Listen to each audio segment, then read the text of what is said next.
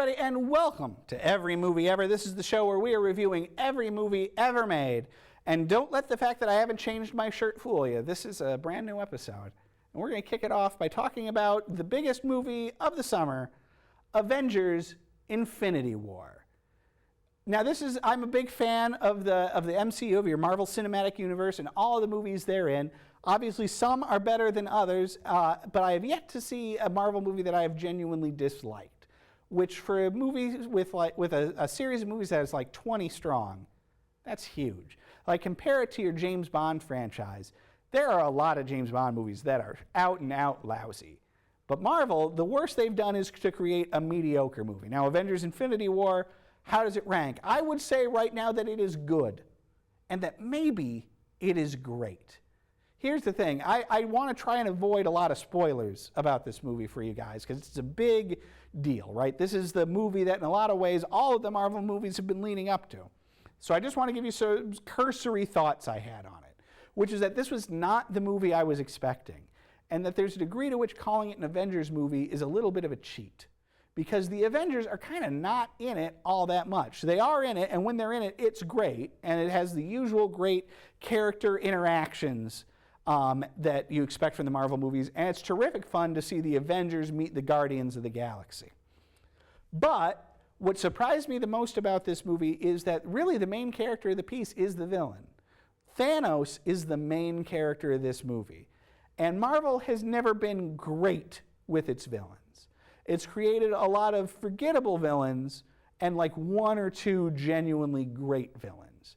Thanos is maybe the greatest of the great, because we spend so much time with him that we really get to understand him and appreciate him as a complex character, and to find out what his motivations are, and that maybe his motivations are right.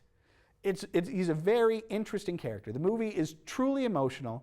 Also great in this movie is Gamora, a character from the Guardians movies who has typically been a really good character. Here she's great, and she gets a lot to do. And in the third Avengers movie, for Gamora to be the MVP is a little bit surprising, just because you'd expect it to be Iron Man or Cap. But they really give Gamora some time to shine, and that's really terrific. So again, I don't want to say a lot about it. My evaluation of the movie is, I think, a little low. Again, because this movie was such a curveball, and because it's a movie that is, that we know we're getting a sequel to next year that is going to continue the story. But that said, it doesn't feel like a middle chapter. It does feel like a movie unto itself with, I thought, a fabulous ending. So today I'm going to give it 3.5 stars, but that could go up. You guys, I saw The Beautician and the Beast recently. Now, I don't know if you're familiar with this movie. This is a movie from the height of Fran Drescher's Nanny-based popularity, where they said, let's give Fran Drescher a movie. And she plays essentially the nanny, right? She is a hairdresser in New York who somehow finds herself in an Eastern Bloc totalitarian country, which is run by the great Timothy Dalton. And then through a series of misunderstandings becomes the children's nanny. You would expect this to be a stupid movie and a bad movie. I loved it. I love this movie, you guys. Now, part of this is because I genuinely love Fran Drescher. And I'm not sure that The Nanny is the greatest platform for her. I think it was, as good one as you could get at the time. And sort of one of the last sitcoms in the old classic style. Like, Fran Drescher was, in some respects, the Lucille Ball of the 90s. She is a hilarious, smart, and beautiful woman who I think she's underrated. I think this movie is underrated, because this movie is a hoot, and it's a real great showcase for her and her talents. The whole thing, like I said, is buoyed by Timothy Dalton, who's putting in a pitch-perfect performance as a character who has to be a more authoritarian version of the guy from The Sound of Music, but he does a great job here. There's not a lot you can say about this movie. For me, the jokes worked. Drescher was hugely charming and sympathetic. I think you should watch it. I think it's 3.5 stars. All right, it is time for MST3 A to Z.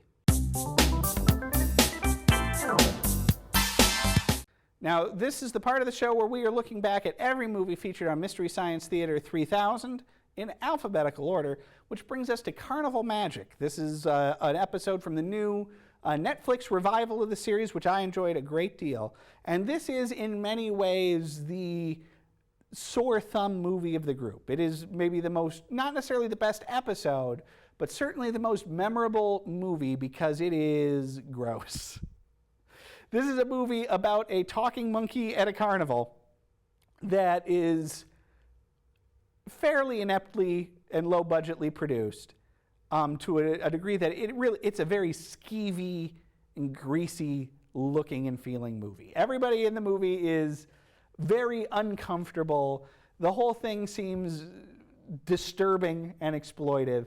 And a lot of that comes down to this talking monkey wherein it's not like his mouth moves or anything.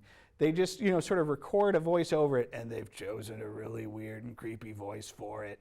It doesn't help that the monkey trainer magician guy is pretty creepy. It's a creepy movie. Now, I've reviewed this movie on the show before we started this particular experiment, and I believe I gave it a half star. I am upgrading the rankings of the movie only because watching it this time, I did feel like it was less soulless than I had previously given it credit for. This is not a movie that I think is necessarily a cash grab, as much as it is a movie made by a group of people who really wanted to make a movie but don't know what they're doing and unfortunately made something kind of gross and creepy. So is it a good movie? No, but it is maybe not as bad a movie as I had called it before, so I'm going to give it 1 star. It is time to call all horror hounds. Yes, this is the part of the show where we talk about horror movies, and today we are going to talk about Annabelle Creation.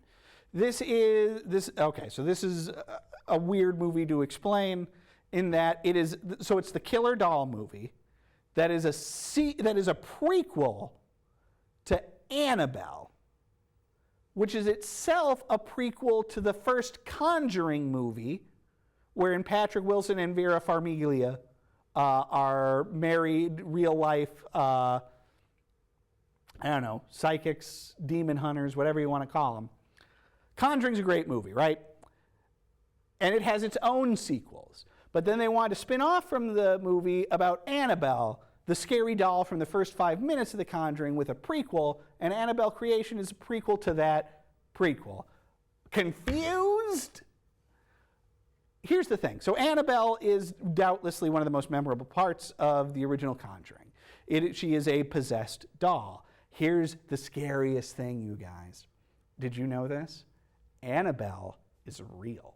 Like, real. Yeah. Because The Conjuring is based on true stories, right? It is based on these real people, Ed and Elaine Warren, and their actual investigations of demons and possession and stuff. And Annabelle was a thing they actually studied, and there is a real Annabelle doll. Now, she doesn't look like the Annabelle from the movie. She's a Raggedy Ann doll, but they claim, at least, that she is actually possessed by a demon or whatever, and I think that is pretty great. Recently, for some reason, they had to move the doll in the real world, in the here and now. They decided they needed to move the real world, supposedly possessed doll from one location to the other. I was on pins and needles that thing was going to escape, guys. So here's the thing. So Annabelle's a real thing that is super interesting, but these movies that they've made about Annabelle are not that interesting, and certainly not as interesting as The Conjuring. Now, Annabelle Creation, which purports to be the very early origin story of Annabelle, is marginally better than the first Annabelle movie. It does, however, create this weird, endless parade of prequels, both from its general production and because the end of Annabelle Creation links directly to the beginning of the first Annabelle movie, and the end of the first Annabelle movie leads to the beginning of The Conjuring, but they were made backwards. I'm spending a lot of time on this because this is very confusing. The cast is solid. They're all unknowns. I often like to have a movie star in my movies, but here it works to the benefit because you never know what's going to happen or who's going to die. Dolls are obviously still scary things. So this is a movie that works on a certain level. It just never is as creative or interesting as The Conjuring or as the story of Annabelle as a thing really deserves. Still, it's all right. It's 3 stars.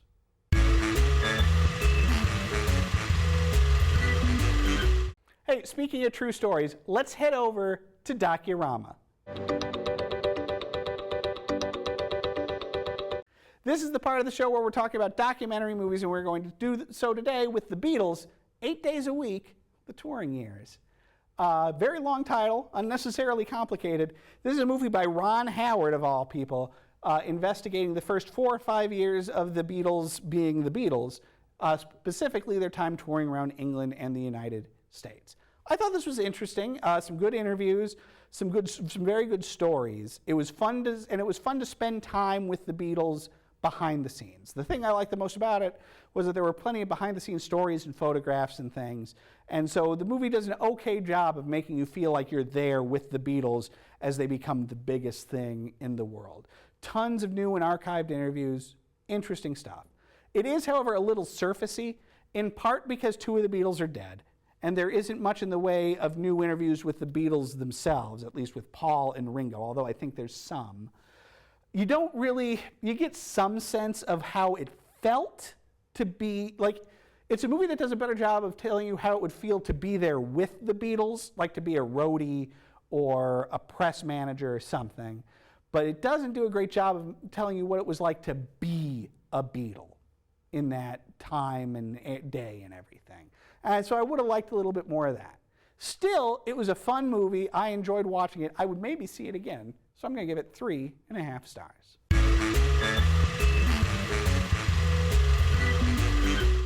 All right, everybody, welcome to the Christmas Corner.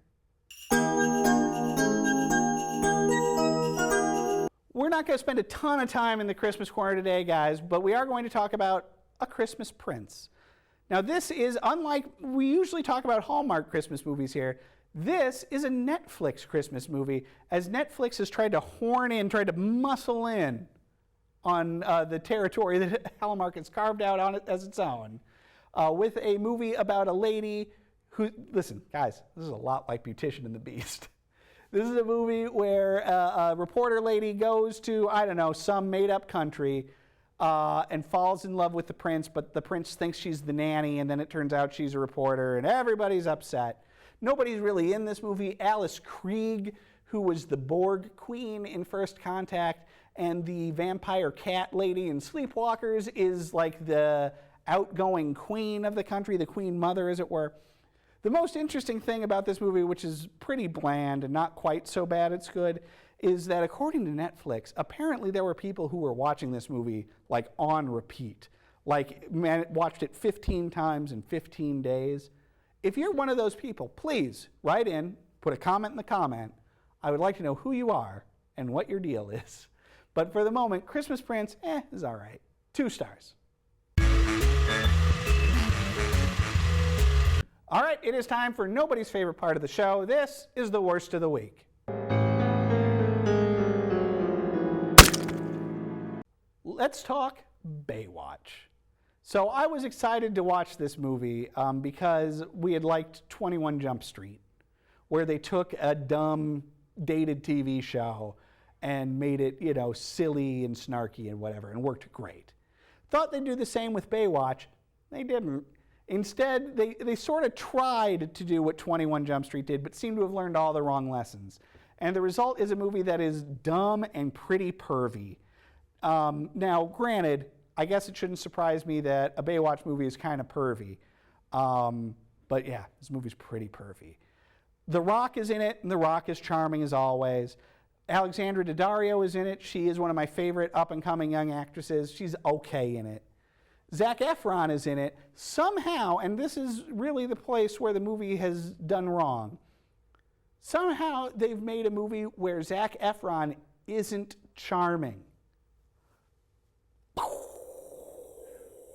Guys, Zac Efron is like some weapons-grade living charmingness.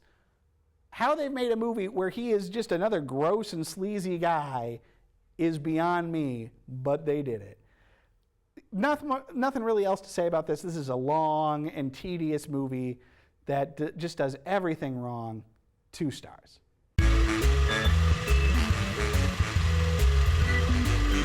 All right, let's head over to the best of the bunch. This week's best of the bunch is a real throwback, guys, and it's another movie starring our good friend here at Every Movie Ever, Fran Drescher. Fran, you're watching. We'd love to have you on the show. I really mean that. Yes, friends, it's UHF. You guys, I recently had the opportunity to go see Weird Al in concert as part of his ill-advised vanity tour, where Weird Al is playing only the deep cuts. I loved it. Yes, you guys, I'm the kind of guy who says, oh, a concert where Weird Al is playing obscure songs and not his parody hits? I am there, which of course means that I love UHF. UHF is one of my favorite movies from the depths of the 80s. This is the movie wherein Weird Al Yankovic is given control of a UHF TV station. Now, I am admittedly a guy who runs a public access TV station. So when I see this movie, do I sympathize with it and think, it's kind of like my life? Yeah, I do. Now, do I wish I had, that we had some of those zanier shows that are on UHF? Sure. So if anybody watching this wants to come over here and produce their own version of Wheel of Fish, consider yourself invited. This movie is just the greatest. I think it is hilarious. I understand where people wouldn't gravitate toward it. It is a movie for super nerds. I am a super nerd. The whole thing is hilarious. The television parodies are great. The weird commercials for things like Spatula City and Conan the Librarian. The weird TV shows, the aforementioned Wheel of Fish, Raoul's Wild Kingdom. These are, to me, manna from heaven. The movie, now that said, the movie itself could be more stylish. It is sort of flatly directed. It is also a movie where everyone's deliveries are at an 11. Subtlety is not a word this movie knows. Everybody is playing everything to the rafters with Al himself. Everything Al does is so broad and big, and yet it works. Partially because everyone is playing it that way, and maybe that's the deal. Maybe Al set the tone, I don't know. But everybody is being as comedically broad as they can be. And it appeals to me so, so much. If you have somehow lived your life and not seen UHF, I am asking you to go out and see UHF. I love it. My pick of the week, 4 stars.